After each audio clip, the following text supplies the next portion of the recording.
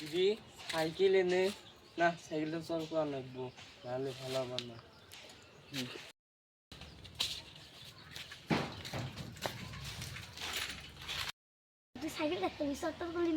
Cycle তো চল করা লাগবো লতি অবশ্যই নাই এগুলা কাম টাম কিছু নাই সাইকেল তো না চল করা লাগবো।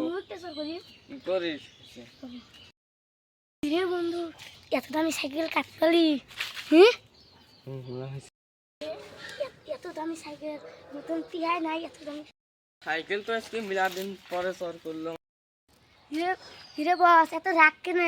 কাপড় টাপড় কিছুই নাই। আজকে তো মিলা দিন পরে সাইকেল চল করলো। তুই কি করলি? মা সাইকেল চড়িস তুই কেমতে জানিস?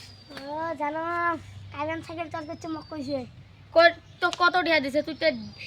তুই বিয়ে না তাই সামসাগিরিমি করলি কি সং কালকে গিরিল ভাঙে চর করে নিয়েছে তারপরে কাটানি মেশিন নিয়েছে মুই জন্য কম রাত ভুম ভুম এলে করে কে মু তো ভুম ভুম দিছেই বাং না মু 1.5 লাখ দিয়ে সাইকেল কিনছো মু এরকম বিয়ে না মোর বোক দেখতে যান ডার্লিং ডার্লিং দং বস বস আজকে তো শুরুটা চিনে লাগছিল বাইক কেন লাগছিল ভাই কাস্টমারও আইছে না আর যে বাইক উইও আইছে না। এটাই তোমার বাইক?